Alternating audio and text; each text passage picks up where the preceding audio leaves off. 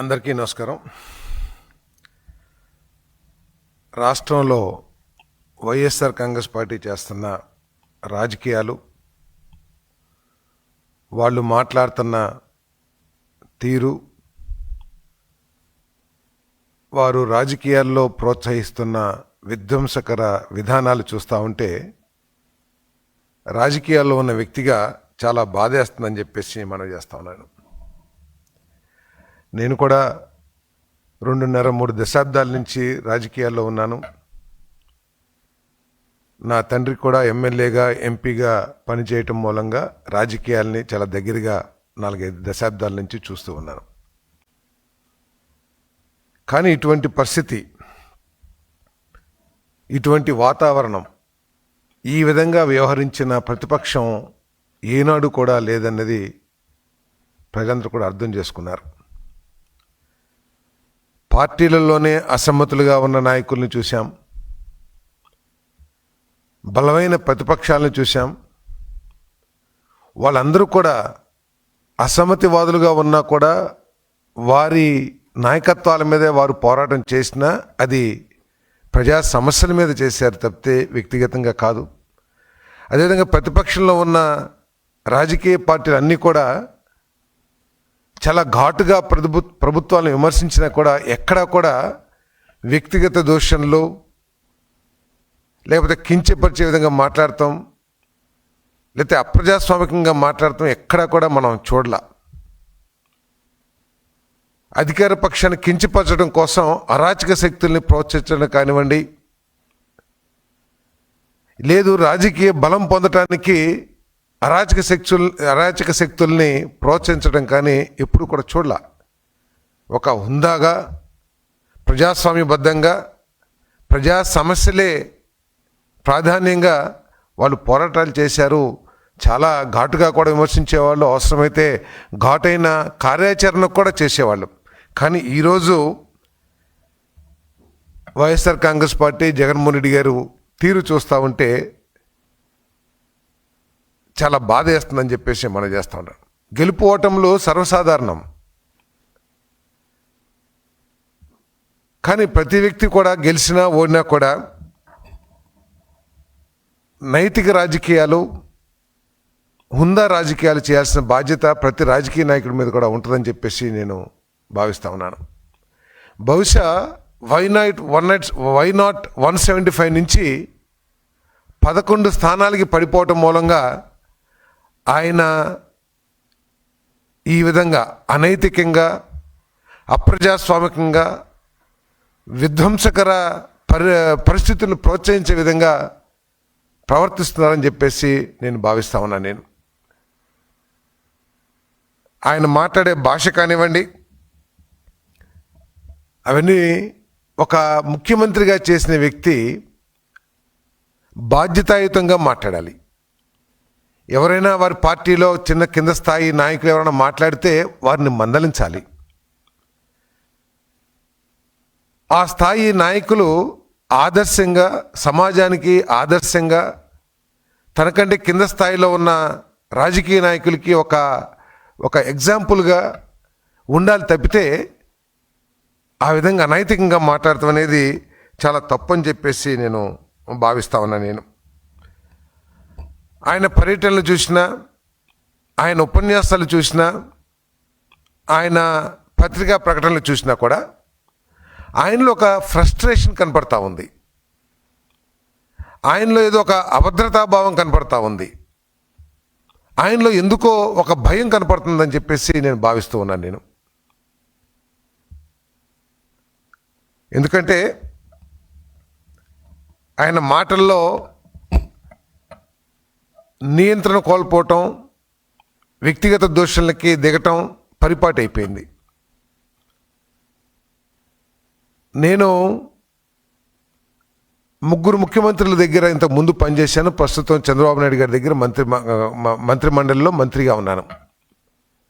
గతంలో ముఖ్యమంత్రిగా పనిచేసిన, అంటే నేను మంత్రిగా పనిచేసినప్పుడు ఉన్న ముఖ్యమంత్రులు రాజశేఖర రెడ్డి గారు కానివ్వండి, రోసయ్య గారు కానివ్వండి, కిరణ్ కుమార్ రెడ్డి గారు కానివ్వండి, జూనియర్గా ఉన్న నాలాంటి మంత్రులు ఎవరైనా సరే అప్రజాస్వామికంగా మాట్లాడినా లేకపోతే ఏదైనా భాష సరిగ్గా మాట్లాడకపోయినా కూడా ప్రేమతో మందలించేవాళ్ళు.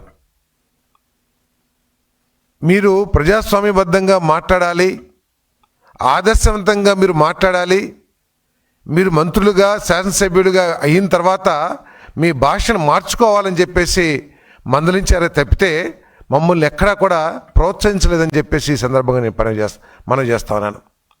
ఈ సంవత్సర కాలంలో కూడా మన ప్రీతం ముఖ్యమంత్రి చంద్రబాబు నాయుడు గారు కూడా మన వెంజెన్స్ పాలిటిక్స్ మనకు వద్దు, కక్షపూరిత రాజకీయాలు మనకు వద్దు, ప్రజలతో మంచి సంబంధాలు ఏర్పాటు చేసుకుని నియోజకవర్గంలో రాష్ట్రంలో వారి సమస్యల్ని పరిష్కరించడమే లక్ష్యంగా మీ మీ ఆలోచనలకి పదును పెట్టి రాష్ట్రాన్ని ఏ విధంగా అభివృద్ధిలోకి తీసుకువెళ్ళాలి, ఏ విధంగా ప్రజలకి మనం ఉపయోగపడాలనే దాని మీద దృష్టి పెట్టండి. కానీ గత 5 సంవత్సరాల్లో జరిగిన రాజకీయాలని కానివ్వండి, లేకపోతే విద్వేషాలు కానివ్వండి, మీరు మనసులో పెట్టుకుని పనిచేయొద్దని చెప్పేసి చాలా స్పష్టంగా చెప్పారని చెప్పేసి నేను మనం చేస్తామని మరి జగన్మోహన్ రెడ్డి గారు 5 సంవత్సరాలు ముఖ్యమంత్రిగా చేసిన వ్యక్తి, 4 సార్లు ముఖ్యమంత్రిగా చేస్తున్న ముఖ్యమంత్రి గారి గురించి మాట్లాడిన మాటలు చూస్తూ ఉంటే ఆయనలో ఉన్న ఫ్రస్ట్రేషన్ ఏమిటో, ఆయనలో ఉన్న అభద్రతా భావం ఏమిటో కూడా అర్థమవుతుందని చెప్పేసి నేను ఈ సందర్భంగా నేను తెలియజేస్తా ఉన్నాను. ఆయన జగన్మోహన్ రెడ్డి గారు ముఖ్యమంత్రి గారి గురించి మాట్లాడుతూ చెప్పుతో కొట్టారు గతంలో అని చెప్పేసి సంబోధించారంటే ఎంత దిగజారి మాట్లాడుతున్నారో, ఎంత ఫ్రస్ట్రేషన్లో ఉన్నారో అర్థమవుతుందని చెప్పేసి మనం చేస్తాను. ఒకవేళ గతంలో జరిగిన సందర్భాలే లక్ష్యంగా ఈరోజు ముఖ్యమంత్రి గారు ఆ విధంగా ప్రవర్తిస్తున్నారని అనుకుంటే, ఎవరి గురించి అయితే మీరు సంబోధించారో వారు గత 3-4 దశాబ్దాల నుంచి రాజకీయాల్లో ఉన్నారు. ఈ 3-4 దశాబ్దాల్లో 2 దశాబ్దాలు చంద్రబాబు నాయుడు గారు ముఖ్యమంత్రిగా ఉన్నారు. ఈరోజు కూడా ఆయన కక్షపూరిత రాజకీయాన్ని ఎప్పుడు కూడా చేయలేదని చెప్పేసి మనం చేస్తాను. నేను మీరు 2019-2024 మధ్య మీరు చేసిన విధ్వంసాలు కానివ్వండి, అవినీతి కానివ్వండి, దోపిడీ కానివ్వండి, అప్రజాస్వామిక పద్ధతులు కానివ్వండి, అవన్నీ కూడా మిమ్మల్ని వెంటాడి మిమ్మల్ని భయానికి లోను చేస్తున్నాయి అని చెప్పేసి మీ మాటలను బట్టి చాలా స్పష్టంగా అర్థమవుతుందని చెప్పేసి మనం చేస్తాను. ఈరోజు వైఎస్ఆర్ కాంగ్రెస్ పార్టీ నాయకులు కానివ్వండి, లేకపోతే మాజీ మంత్రులు కానివ్వండి, వారందరూ అరెస్ట్ అవుతున్నారంటే వారి మీద వ్యక్తిగత కారణాలతో కాదనే విషయాన్ని ప్రజలందరూ కూడా అర్థం చేసుకోవాలని చెప్పేసి మనం చేస్తా ఉన్నాను. స్పష్టంగా ఎందుకు అరెస్ట్ అయింది, వాటి గురించి స్పష్టమైన ఆధారాలు, స్పష్టమైన విషయం అంతా కూడా ప్రజలకి పత్రికల ద్వారా తెలుస్తుంది, లేదు మీరు అనేక మాధ్యమాల ద్వారా మీరు తెలుసుకుంటానికి కూడా, ప్రజలు తెలుసుకుంటానికి కూడా అవకాశం ఉంటుంది.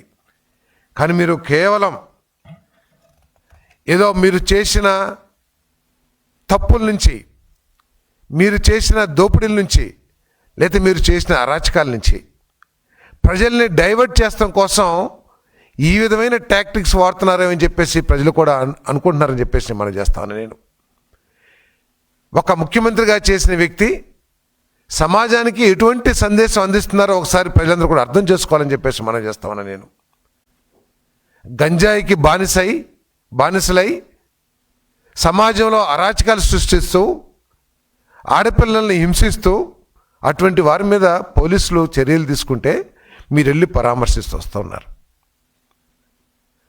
ఒక మహిళని, శాసనసభ్యులుగా ఉన్న ఒక సోదరిని నీచంగా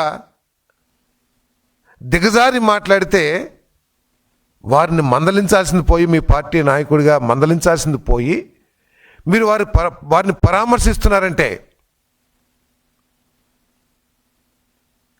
మీ సొంత ఛానల్లో ఒక రాజధానిలోని మహిళలందరినీ మూకుమ్మడిగా నీచంగా కించపరుస్తూ మాట్లాడినా కూడా మీరు ప్రవర్తిస్తున్న తీరు కానివ్వండి, లేకపోతే మీరు చేస్తున్న పరామర్శలు కానివ్వండి, ఇవన్నీ కూడా సమాజానికి ఎటువంటి సందేశాన్ని ఇస్తున్నాయో మీరు అర్థం చేసుకోవాలి, మీరు ఆలోచించుకోవాలి, అదేవిధంగా ప్రజలు కూడా అర్థం చేసుకోవాలని చెప్పేసి మనం చేస్తా ఉన్నాను నేను. మహిళల పట్ల మీకున్న గౌరవం ఏమిటో, మహిళల పట్ల మీ మనసులో వారికి ఉన్న స్థానం ఏమిటో కూడా మహిళలందరూ కూడా చర్చించుకుంటున్నారని చెప్పేసి నేను ఈ సందర్భంగా నేను తెలియజేస్తా ఉన్నాను నేను. మరి జగన్మోహన్ రెడ్డి గారు ఈ ప్రభుత్వం ఏమీ పని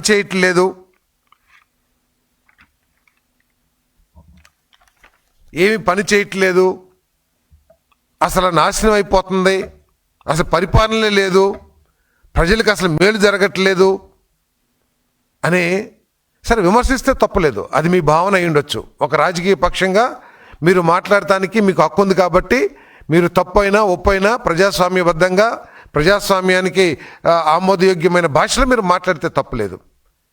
కానీ మీరు మాట్లాడుతున్న తీరు చాలా అనైతికంగా దిగజాడుతనంగా ఉంది. ప్రభుత్వం చేతకాని తనంతో కూర్చోలా, ఒక బాధ్యత కలిగిన ప్రభుత్వంగా చట్టపరంగా మీ మీద చర్యలు తీసుకుంటారు తప్పితే మీ మీద కక్షపూరిత చర్యలు తీసుకోరని చెప్పేసి కూడా నేను మనవి చేస్తూ, ఇటువంటి భాషని వాడిన మీరందరూ కూడా సమాజానికి క్షమాపణ చెప్పాలి అని చెప్పేసి నేను ఈ సందర్భంగా నేను కోరుతున్నానని చెప్పేసి కూడా మీకు మనవి చేస్తా ఉన్నాను. మీరు చేస్తున్న పరామర్శలు ప్రజాస్వామ్యంలో కానివ్వండి, సమాజంలో కానివ్వండి, ఎవరైనా సరే బాధలో ఉంటే వారిని పరామర్శించాల్సిన బాధ్యత రాజకీయ పార్టీల మీద, వ్యక్తుల మీద కూడా ఉంటుంది. కానీ దానికి ఒక మార్గం ఉంది. ఇన్ని దశాబ్దాల్లో మరి ఆ పరామర్శలు ఏ విధంగా జరుగుతాయి అనే దాని మీద ప్రజలందరూ కూడా ఒక అవగాహన ఉంది. కానీ మీరు వెళుతున్న తీరు కానివ్వండి, మీరు మాట్లాడుతున్న తీరు కానివ్వండి, మీరు పరామర్శకి వెళ్ళినట్టు ఎక్కడ కనపడతలేదని చెప్పేసి మనం చేస్తాను. మీరు వెళ్ళేదంతా కూడా మీ బలాన్ని ప్రదర్శించడానికి, మీ భయాన్ని కప్పిపుచ్చుకోవటం కోసం, మీరు ధైర్యాన్ని పెంపొందించుకోవటం కోసం మీరు జిల్లాలు మొత్తంగా జనాలను ఒక చోటుకు పోగు చేసుకుని మీ బలాన్ని చూపిస్తానికి ప్రయత్నం చేస్తున్నట్లు మరి అర్థమవుతుందని చెప్పేసి మనం చేస్తాను. మీరందరూ కూడా వైఎస్ఆర్ కాంగ్రెస్ పార్టీ నాయకులు కానివ్వండి, జగన్మోహన్ రెడ్డి గారు కానివ్వండి, మా ప్రభుత్వంలోనే ఈ రాష్ట్రంలో సంక్షేమం జరిగింది, మేమే సంక్షేమానికి బ్రాండ్ అంబాసిడర్ అని చెప్పేసి మీరు మాట్లాడుకుంటూ ఉంటారు. తప్పులేదు, మీ గురించి మీరు గొప్పలు చెప్పుకుంటానికి కానీ, లేకపోతే మీరు చేసిన పనుల మీద మీకు గౌరవం ఉంటాం కానీ తప్పులేదు. కానీ ఈ ప్రభుత్వం మీకంటే కూడా మెరుగైన సంక్షేమాన్ని అందిస్తున్న విషయాన్ని మీరు ఎందుకు గుర్తించలేకపోతున్నారని చెప్పేసి అడుగుతా ఉన్నాను నేను. మీరు పెన్షన్ పెంచడానికి 4 సంవత్సరాలు 5 సంవత్సరాలు, 1000 రూపాయలు పెంచడానికి 5 సంవత్సరాలు తీసుకుంటే, మేము 1000 రూపాయలు పెంచడానికి ఒకే ఒక్క కలంతో సంతకంతోనే మేము మొట్టమొదటి మాసంలోనే పెంచామే, అది మీకు కనపట్టలేదా అని చెప్పేసి మనం చేస్తామని నేను. 200 రూపాయల నుంచి 1000కి పెంచిన పెన్షన్ని 1000 రూపాయల నుంచి 2000 రూపాయలకి పెంచినా, 3000 రూపాయల నుంచి 4000 రూపాయలకి పెంచినా అది తెలుగుదేశం పార్టీ హయాంలోనే జరిగిందనే విషయాన్ని మీరు గుర్తించాలని చెప్పేసి కూడా నేను మనవి చేస్తూ, ఈ ప్రభుత్వం దాదాపు 40,000 కోట్ల రూపాయలని ఈ ప్రభుత్వం వచ్చిన తర్వాత ఈ 12-13 నెలల్లో ఖర్చు పెట్టిన విషయాన్ని కూడా మీరు మీ దృష్టికి మీరు గుర్తించాల్సిందిగా నేను మనవి చేస్తా ఉన్నాను. నేను 64 లక్షల మందికి పెన్షన్లు ఇస్తా ఉన్నాం. నెలకి 2,720 కోట్లు. మీరు చేసిన ఆర్థిక విధ్వంసాన్ని అధిగమించి ఆర్థికంగా అప్పుల ఊబిలో కూడుకుపోయినా కూడా ఎక్కడ వెనుకాడకుండా ఇచ్చిన మాట నిలబెట్టుకోవాలనే లక్ష్యంతో 2,800 రూపాయలు సుమారు పెన్షన్లు నెలకి, అంటే సంవత్సరానికి 34,000 రూపాయల దాకా 34,000 కోట్ల రూపాయలు ఇస్తున్న విషయాన్ని మీరందరూ కూడా గుర్తించాలని చెప్పేసి మనం చేస్తాను. అంతేకాదు తల్లికి వందనం మీరు కూడా ఇచ్చారు. మీరు చెప్పినా లేదా ఇంకో రాజకీయ పార్టీ చెప్పినా ప్రజలకు మేలు చేయటం కోసమే. కానీ మీరు ఆ రోజు చదువుకునే ప్రతి పిల్లవాడికి, ప్రతి పాపకి అమ్మఒడి వేస్తానని అధికారంలోకి వచ్చినాక కేవలం ఒక్కరికి ఇచ్చిన విషయం వాస్తవా కాదా? కానీ చంద్రబాబు నాయుడు గారు, కూటమి ప్రభుత్వం, పవన్ కళ్యాణ్ గారు, చంద్రబాబు నాయుడు గారు, భారతీయ జనతా పార్టీ కలిసి ఏదైతే చదువుకునే పిల్లలకి తల్లికి వందనం ఇస్తానమో, ఈరోజు ఏదైనా కుటుంబంలో 7-8 మంది పిల్లలున్నా కూడా ఈరోజు తల్లికి వందనం ఇచ్చే కార్యక్రమం చేస్తామని చెప్పేసి మనం చేస్తాను. 10,090 కోట్ల రూపాయలని ఆర్థికంగా మీరు ఈ రాష్ట్రాన్ని ఊబిలోకి కూర్చేసినా కూడా దాన్ని అధిగమించుకుంటూ రాష్ట్ర ఆదాయాన్ని పెంచుకుంటూ మరి ఇటీవల 10,090 కోట్లు మరి తల్లికి వందనం కొన్ని దాదాపు 67-68 లక్షల మంది పిల్లలకి ఇచ్చిన విషయం వాస్తవంగా మీకు కనపడతలేదా జగన్మోహన్ రెడ్డి గారని నేను ప్రశ్నిస్తామన్నా నేను. అదేవిధంగా అన్నదాత సుఖీభవ మీరు కూడా చెప్పాడు రైతు భరోసా అని చెప్పేసి, మీరు కేవలం 7,500 రూపాయలు ఇచ్చి 12,000 ఇస్తానని చెప్పేసి 7,500తో చేతులు కడుక్కుంటే మేము దాన్ని 14,000 రూపాయలకి చేసి 14,000తో పాటు కేంద్ర ప్రభుత్వం ఇస్తున్న 6,000 కలిపి 20,000 రూపాయలు ఇస్తున్న విషయం వాస్తవం కాదా అని చెప్పేసి అడుగుతా ఉన్నాను. ఆఖరికి కేంద్ర ప్రభుత్వం 6,000 రూపాయలు కౌలుదారులకు ఇవ్వకపోతే కౌలుదారులు లక్షలాది మంది కౌలు రైతులకి ఆ 6,000 కూడా ప్రభుత్వమే భరించి 20,000 రూపాయలు ఇస్తున్న విషయం వాస్తవం కాదా అని చెప్పేసి అడుగుతా ఉన్నా నేను. దాదాపు 46-47 లక్షల మంది రైతులకి ఉపయోగపడే కార్యక్రమం మీకు కనపడతలేదా అని చెప్పేసి నేను ప్రశ్నిస్తా ఉన్నా నేను. అదేవిధంగా మీరు అన్యాయంగా పేదల ఆకలి తీర్చే అన్న క్యాంటీన్లు, మీరు అవసరమైతే పేరు మార్చుకున్నా కూడా ప్రజలు అంత బాధపడేవాళ్ళు కాదేమో, పేదవాళ్ళ ఆకలి తీర్చే అన్న క్యాంటీన్ని నిర్దాక్షిణ్యంగా మీరు మూసేశారు. ఈరోజు మళ్ళీ వాటిని ప్రారంభించి దాదాపు ఈ సంవత్సర కాలంలో 4 కోట్ల మందికి పేదవారికి కడుపు నింపే కార్యక్రమం చేశాం. అంటే రోజుకి ఈ రాష్ట్రంలో 1,00,000 మంది కేవలం 5 రూపాయలకే పరిశుభ్రమైన అత్యంత క్వాలిటీ ఫుడ్ని మరి భోజనాల్ని మేము ఇచ్చే కార్యక్రమం చేస్తున్నాం. ఇది కనపడతలేదా మీకు అని అడుగుతా ఉన్నా నేను. నిన్నటికి నిన్న అన్నదాత సుఖీభవ మరి రైతులందరూ కూడా 7,000 రూపాయలు చెల్లించాం. మరి ఆగస్టు 15 నుంచి ప్రతి మహిళ ఈ రాష్ట్రంలో మరి వారి వారి జిల్లాల్లో ఉచితంగా బస్సు ప్రయాణానికి మేము ఇప్పటికే డేటు మరి అనౌన్స్ చేసి వారికి ఆ పథకాన్ని కూడా ప్రారంభిస్తున్నామని చెప్పేసి మనం చేస్తాను. అదేవిధంగా బలహీన వర్గాలకు కూడా మీకంటే కూడా మెరుగ్గా చేస్తా ఉన్నాం. మత్స్యకారులకి వేట నిషేధిత సమయంలో మీరు 10,000 రూపాయలు ఇస్తే మేము దాన్ని 20,000 రూపాయలు చేసి ఈరోజు మత్స్యకారులందరికీ కూడా సంక్షేమానికి ఇస్తా ఉన్నాం. అదేవిధంగా నాయి బ్రాహ్మణ సోదరులకి మీరు గౌరవ వేతనం కేవలం 10,000 12,000 ఇస్తే దాన్ని 25,000కి పెంచిన ఘనత మరి కూటమి ప్రభుత్వాన్ని చంద్రబాబు నాయుడు గారి కాదా అని చెప్పేసి నేను ప్రశ్నిస్తామన్నా నేను. అదేవిధంగా మన పద్మశాలీలు చేనేత వర్గాలు ఏదైతే ఉన్నాయో వాళ్ళు వాడే ఊలు మీద జిఎస్టీని రద్దు చేసి వారికి ఉచితంగా విద్యుత్ ఇచ్చే 500 యూనిట్లు 200 యూనిట్లు ఇచ్చే కార్యక్రమాన్ని కూడా చేసిన మాట వాస్తవం కాదా అని చెప్పేసి మనం చేస్తాను. రైతు సోదరులకి మీరు ఎగ్గొట్టి వెళితే 1,600 కోట్లు నిర్దాక్షిణ్యంగా రైతులు పడే బాధ గురించి అవగాహన లేని మీరు 1,600 కోట్లు అధికారంలో ఉన్నప్పుడేమో 20 రోజుల్లో ఇస్తాన డబ్బులు ఇవ్వలేక చివరికి 1,600 కోట్ల రూపాయలు ఎగ్గొడితే ఆ ధనాన్ని ఒకే రోజు ముఖ్యమంత్రిగా మన చంద్రబాబు నాయుడు గారి నాయకత్వంలోని కూటమి ప్రభుత్వం మరి రైతులందరూ కూడా ఇవ్వటం కానివ్వండి, 28 గంటలు 24 గంటల్లో 48 గంటల్లో సేకరించిన ధాన్యానికి డబ్బు చెల్లించిన ప్రభుత్వం ఏదైనా ఉందంటే అది కూటమి ప్రభుత్వం, ఆంధ్రప్రదేశ్ ప్రభుత్వం అనే విషయం మీకు అర్థం కావట్లేదా జగన్మోహన్ రెడ్డి గారు అని చెప్పేసి ప్రశ్నిస్తామన్నా నేను. కాబట్టి ఇవన్నీ కూడా మీరు ఒకసారి ఆలోచించుకోవాల్సిన అవసరం ఉందని చెప్పేసి మనం చేస్తాను. మీరు ఒక రాజకీయ పార్టీగా ప్రవర్తిస్తున్నారా, రాజకీయ పార్టీగా వ్యవహరిస్తుందా వైఎస్ఆర్ కాంగ్రెస్ పార్టీ లేదనే విషయాన్ని మీరు విశ్లేషించుకోవాల్సిన అవసరం ఉందని చెప్పేసి మనం చేస్తాను. ఈరోజు పరిపాలన అనేది వ్యక్తిగత ఇష్టాయిష్టాల మీద, వ్యక్తిగత ఆలోచనల మీద పరిపాలన సాగదు. పరిపాలన అన్నా రాజకీయం అన్నా కేవలం 175 స్థానాలు గెలవటం, 25 పార్లమెంట్ స్థానాలు గెలవటం మాత్రమే కాదు. రాష్ట్రానికి కొన్ని పాలసీస్ని రచించి ఆ పాలసీల ఆధారంగా పరిపాలన చేసి రాష్ట్రంలో ప్రజలకి రాష్ట్రాన్ని ముందుకు తీసుకెళ్లాల్సిన బాధ్యత రాజకీయ పార్టీల మీద, అధికార పక్షాల మీద ఉంటుందని చెప్పేసి నేను ఈ సందర్భంగా నేను తెలియజేస్తున్నాను. మీరు నిజంగా ఒక రాజకీయ పార్టీగా వ్యవహరిస్తే పాలసీల మీద విశ్లేషణ చేయండి, లేదు పాలసీల మీద మీ విమర్శలు చెప్పండి, లేదు పాలసీల్లో ఉన్న తప్పులు ఏమిటో ఎత్తి చూపించండి, లేదు మీకు మెరుగైన ఆలోచనలు ఉంటే ఆ పాలసీల మీద మీరు స్పందించండి. కానీ కేవలం వ్యక్తిగత దూషణలు ఈ రాష్ట్రంలో ఒక భయానక వాతావరణాన్ని సృష్టించి ఈ రాష్ట్రంలోకి పెట్టుబడులు రాకోకుండా, ఈ రాష్ట్రంలో పరిశ్రమలు రాకోకుండా, ఈ రాష్ట్రానికి ఎటువంటి ఆర్థిక సహకారం ఎక్కడి నుంచి లభించుకోకుండా ఉండటమే లక్ష్యంగా మీరు పనిచేస్తూ మీరు సమాజంలో ఒక భయానక వాతావరణాన్ని సృష్టించి మరి ప్రజల్ని భయపెట్టి అధికారంలోకి రావటం అది అసాధ్యం అని చెప్పేసి కూడా నేను ఈ సందర్భంగా నేను తెలియజేస్తానని. ఈరోజు ఈ ప్రభుత్వం లక్ష్యాలతో పనిచేస్తుంది.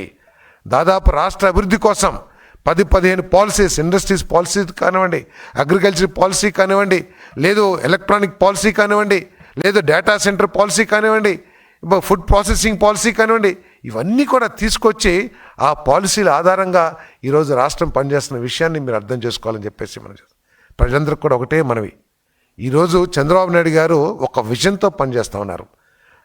తల్లికి వందనం ఇచ్చినా, లేదు ఫీజు రింబర్స్మెంట్ ఇచ్చినా దాంతో నా బాధ్యత అయిపోయిందని చెప్పేసి చంద్రబాబు నాయుడు గారు భావించట్లేదని చెప్పేసి మీకు మనం చేస్తాను.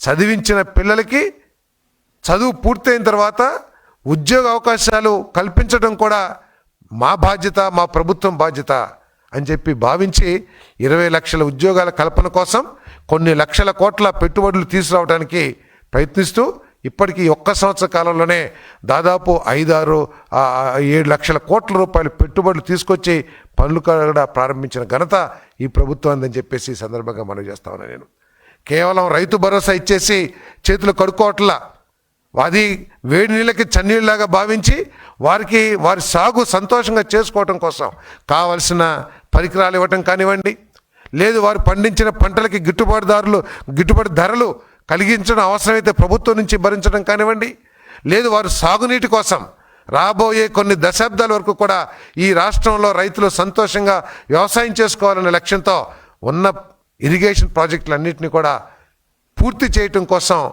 లక్ష్యంతో పనిచేస్తుంది ప్రభుత్వం అని చెప్పేసి నేను మనవి చేస్తూ, ప్రజలందరూ కూడా ఈ వైఎస్ఆర్సీపీ పనితీరుని, వారు మాట్లాడుతున్న విధానాలని, భాషని కూడా మీరు గుర్తించి వారు నిలదీయాలని చెప్పేసి కూడా ఈ సందర్భంగా నేను మనవి చేస్తా ఉన్నాను.